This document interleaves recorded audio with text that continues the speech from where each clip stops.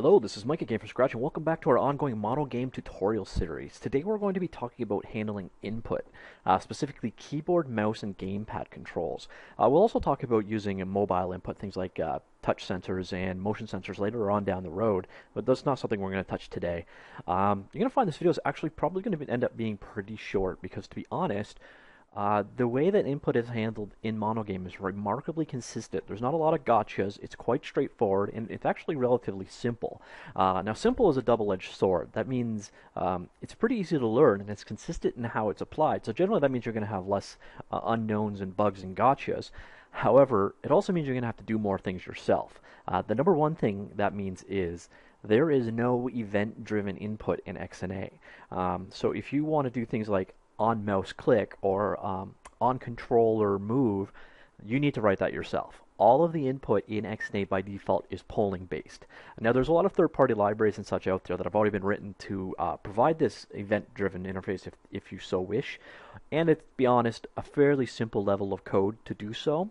But just know that out of the box that's not there. Also out of the box there is no support for status changes. So button pressed. You can check if a button is pressed, but you can't check if a button was just pressed. So you need to roll that yourself as well, but we'll do that in this example, so don't worry, that's not overly complicated. Once again, we assume that you've gone through all of the previous tutorials or you already know this material, so I'm not going to cover anything I've already covered before, so if I do something that you find confusing, probably check a previous tutorial and it's probably covered there. If it isn't, let me know in comments and I'll make sure that I address it. Also, there is a text-based version of this tutorial already up on Gamefromscratch.com. It's called Handling Keyboard, Mouse, and Gamepad Input. So if you want to see the source code we're about to write, or if you want just a handy reference, it's all available right there. Alright, so let's go ahead and jump on in. I'm just going to make a standard MonoGame Windows project and fire that off. Here we go. Turn present mode on so you can see what I'm doing. Alright. Down our output. And first thing I'm going to do is I'm going to just set up a very simple framework that we're going to work from. So we want here, I'll pause while I do this. Okay, I set up the initial project. Very straightforward. I've just got a texture position and the texture's origin. So I'm going to do this about the center of our texture. I set the origin. It's a 128 by 128 pixel image, so I'm just going to set it to the center at 6464. I load the texture and I draw it. And all this is really doing is giving us something to work with. It's a sprite centered to the middle of our screen. All right, so now that we've got that, let's look at handling keyboard input first. And we're going to work entirely in our update function today. Let's just get rid of the existing handler we've got. Go from there. All right. So first thing we're going to do is get the keyboard state. That is the current status of every key on the keyboard. And like I said, when I said earlier that you poll for input in MonoGame or XNA, this is exactly what I mean. We're going to ask MonoGame for the current input state of the keyboard. And that's a matter of keyboard state equals, and then keyboard dot get state. And it's literally that simple. Now we can check to see if a key is actually pressed. So we're going to want to exit our game if the escape key is pressed, for example. So we're just going to do if, and then you can do state.is key down, or you can do is key up. So that would be checking to see if it's not pressed. And we just pass in the keys we wish to check for. And we want to check for the escape key, like so. And if it is, simply exit our application like so. Next, I'm going to show you can actually have a bunch of keys pressed at the same time. And we're just going to print them all out to string. That's so I need a string now. String builder sb equals new string builder. And then we're just going to use a for each. Why are you? Oh, my bad. All right. And we're just going to iterate over all of the currently pressed keys. So we'll use a for each, and then var key in, and then we'll use our keyboard state. So state dot get pressed keys. So, and that will turn an array of all the pressed keys right now. And we just want to go to, why are you not happy? Oh, I guess I have to probably bring in system.txt.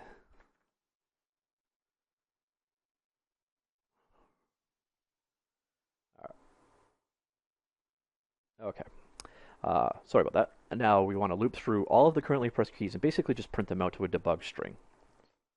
So we're just building our string builder here. So each loop through, we'll do an sb.append, and then we'll do keys, and we'll append to that key, and then we'll append to that. Oops. Pressed. Leave a space for the next one, and semicolon. All right, so really what this done is the get pressed keys returns an array of the currently pressed keys, and we're just looping through them and printing them out.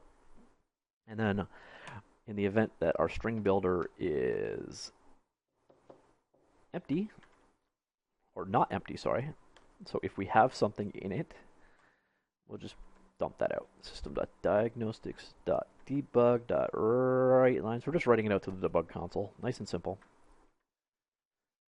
We'll cover writing strings inside of a MonoGame app shortly, by the way. So for now, we're just going to use the console. Print it like that. And otherwise, system.diagnose. There! Sorry, my bad. Diagnostics.debug.write line, no keys pressed. Okay, so this shows you can actually handle multiple key presses at the exact same time.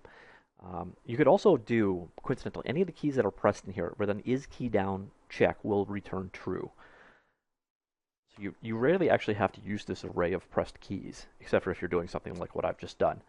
And finally, let's add some movement to our game. So that's sprite. We're going to update its position based off of if we press any of the arrow keys. And that's as simple as if state.is key down, keys.right. So if we press right, then we want to go position.x plus equals 10. And then we'll do cut and paste coding at its finest. So left minus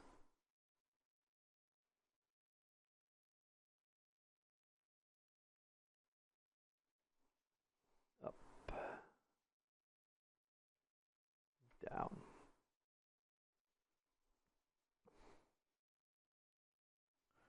And up is the minus in this case. Like so.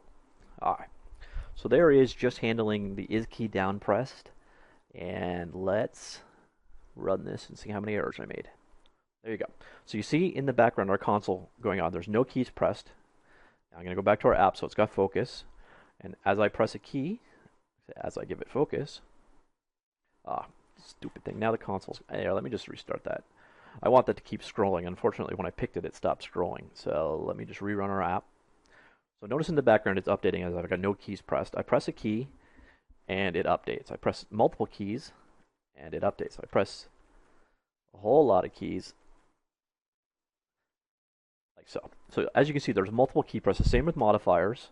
So there's the left control, right control. Keep in mind those are different keys. So and I hit C, you'll see all those different keys are being pressed at the same time. So that's what the get pressed keys is returning to us. Now let's see if our arrow keys work. Yep, they do. There you go. And basically that is handling keyboard with X and A. It's quite simple for the most part. That's exit out. Now there's one thing that we don't show here, and this is, again, changes in state.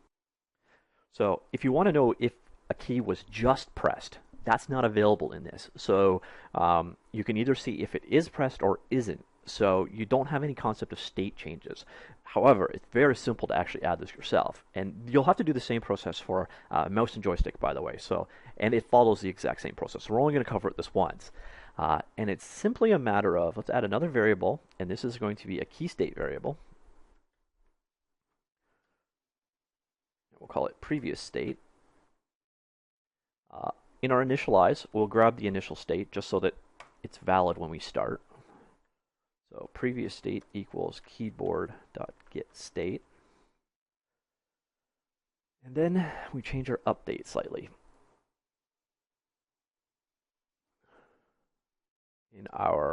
So what we're going to do, just to illustrate this, is we only want to actually do an update, say for left or right, if it's the first time they press it. So it means holding down the key will do nothing after the fact. And we're just going to do an and check, not. So and not previous state dot is key down. Key stop, right. Now we'll do the same logic here. And not previous state dot is key down keys dot left. All right, so all the logic here is really saying is, instead of just is this key down, so now it's got to be that key has to be pressed and in the previous state not be pressed. Coincidentally, instead of this not key down, you could have done key up, but for some reason this logic makes more sense to me, but they are functionally equivalent. And then finally, in our end of our update call, we need to actually set our current state to the previous state. So in the next frame, state is now previous state. That's just a matter of previous state equals state. And now when I run this, if I hit the right arrow or the left arrow, we move. But if I hold it down, we only move initially. Same for right. So now you have to do discrete presses to make the movement happen. You can see that from the bottom. Whereas up and down still work. Hold down, constant, but left and right now is individual presses. So that's why if you want to only handle it on initial press, you just have to keep the previous state and check both. Okay, so that is keyboard handled. Now let's take a look at handling the mouse. And the reality is this is trivial. It's pretty much the exact same process we just looked at for keyboard here, just for the mouse instead. So I bet you almost the entirety here you'll be able to guess yourself before we get to it. We no longer need this previous state variable, like so. And in our update, let's just get rid of pretty much everything.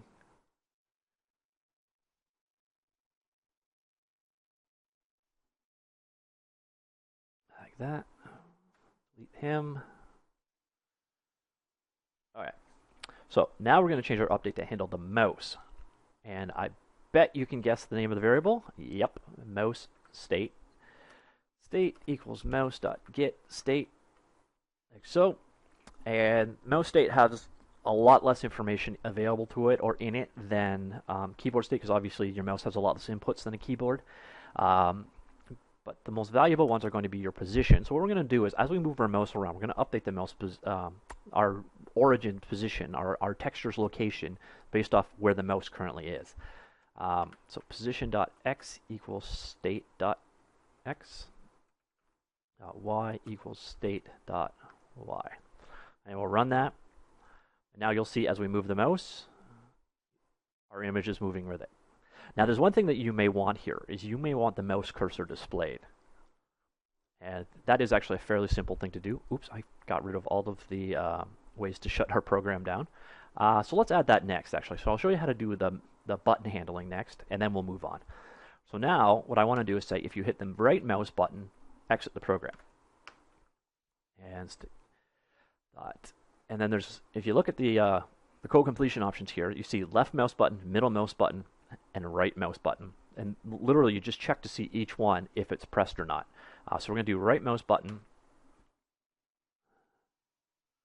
equals button state dot pressed. And if it is, exit. And that's all that's involved. Now let's bring up that guy for 1 second. So also here is the scroll wheel value. And then X button 1 and X button 2, and that's it. Now, scroll wheel button is pretty evident. It's a value representing the amount that the scroll wheel is scrolled. The X button and X button 2 require a bit more explanation, and those are device specific, but generally what they map to is the forward and back buttons on most mouse, which would generally be mapped as button 4 and 5.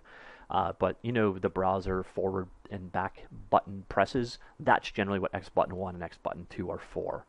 So if you want to handle extended mouse button support, that is generally how it's done. Anything beyond that, 6 button, 7 button, 8 button, etc., you generally have to have those mapped to a key or something. But generally most APIs don't support mouse is beyond the three initial buttons anyway, so it's not really a big deal. Just so be aware, if you want to use the front and back, or sorry, the forward and back mouse buttons, you can use those for the X button 1 and X button 2. Alright, so now if we hit the right mouse button, our application should exit. There we go. Okay, so finally, if you want to show the cursor, that is a simple matter of, is mouse visible? And set that to true. So now you'll see the mouse cursor is displayed as well. And that can be called anytime. It didn't need to be called in the constructor. You can call it again to clear the value. You can set it to false or true at any time. So toggling the visibility of the cursor is done via game's is mouse visible property. Finally, let me show you something kind of interesting about these two values right here.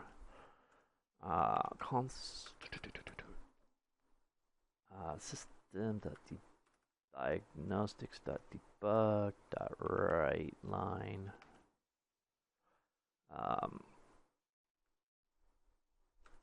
Here, I'll use the actual original. Oops, I forgot my plus.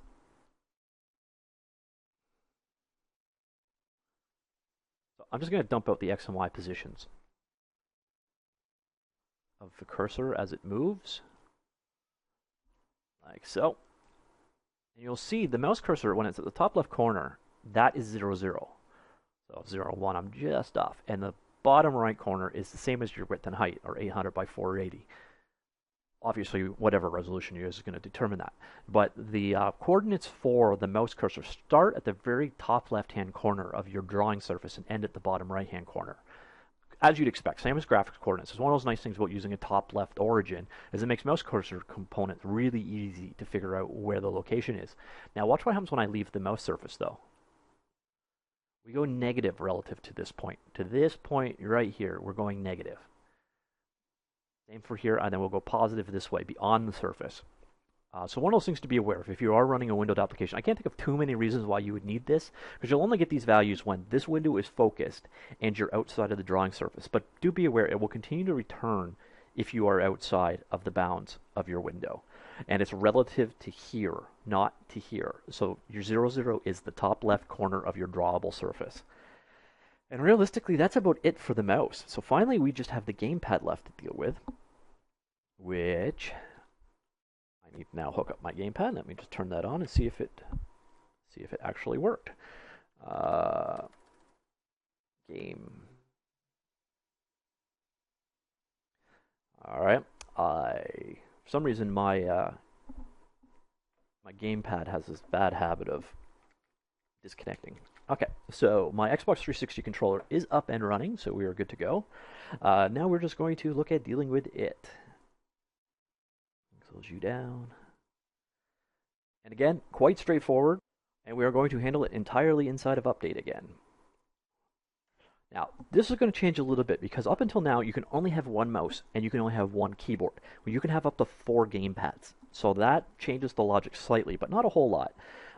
There also, you can have a massive amount of variety in gamepads. In XNA or MonoGame, a mouse is pretty much a mouse. A keyboard is pretty much a keyboard. But a controller can have multiple buttons. It can have an analog stick. It can not have an analog stick. It can have a D-pad. It can not have a D-pad, etc., etc. So we need to be able to pull those capabilities, and that's built in as well. So that's kind of cool. First, I'm going to do a quick check here. For those of you that do not have a gamepad hooked up, this is going to be an important call.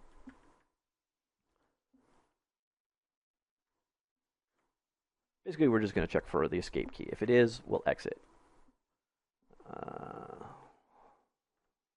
so. Okay, so now we want to first check if there is a controller and what it's capable of. We're only going to deal with the first player's controller, but dealing with the multiple other controllers is basically the exact same thing with one different parameter.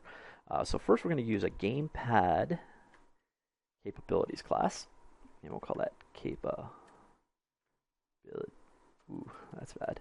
Capabilities equals gamepad dot get capabilities. Now here is where the multiple comes in. It's player index. You just pass in player index, and then we just want 1. So if you had 2, 3, or 4, you would obviously pass in 2, 3, or 4 into this parameter right here. So that pulls for the capabilities of our device. And now we can check if there is a gamepad connected or not, and that's a matter of if capabilities dot is connected. So that will obviously return false if there is no gamepad connected. So if we're inside of this, we are obviously connected. Now we want to check the state of that controller. And again, very simple, very consistent. Only variation again is this player index is being passed in.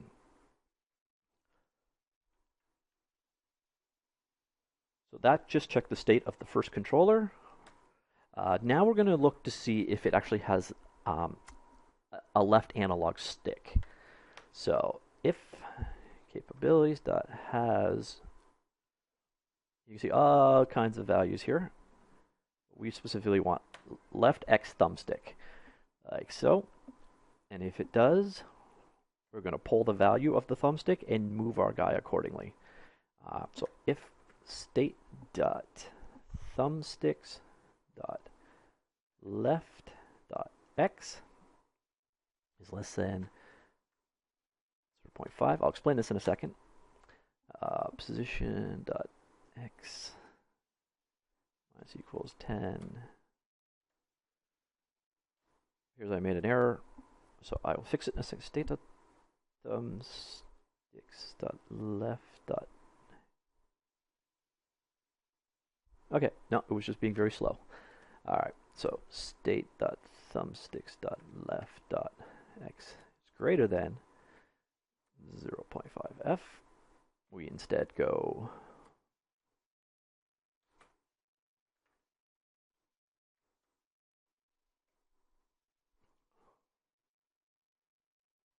all right, why are you being so slow?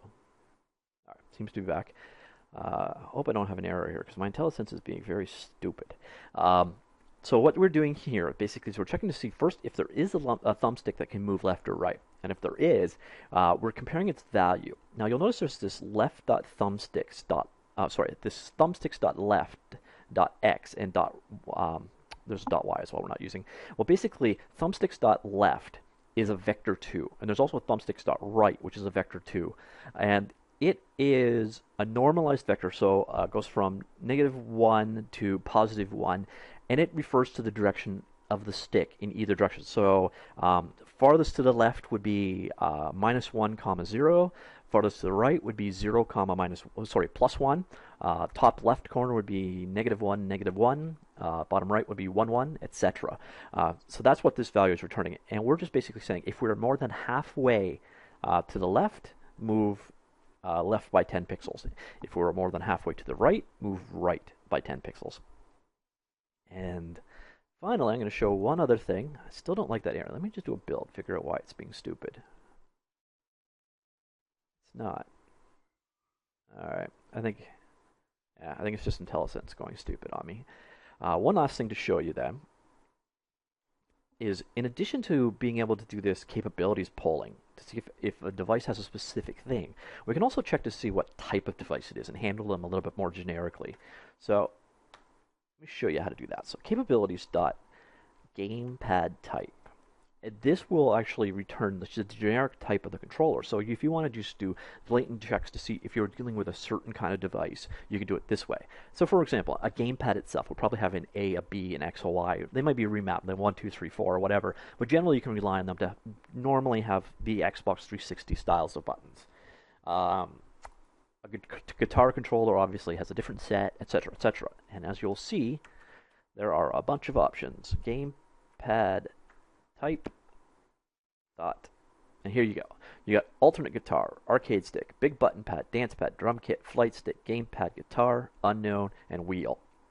So all we're going to do right here is just check to see if there's a gamepad, for example. So instead of polling for specific abilities, we're just going to pull the top level type of the controller. And if it is, we'll then assume that they have an A button capability. So if state, oh, I'm calling my states in a different if. Oh, this is inside the if connected. All right, so here, let me just. I only want to do this if the controller is actually connected. So state dot is button down, and buttons.a. Exit. All right, so now let's go ahead and run that. And now I should be able to grab my controller and using the left and right D-pad, move it around.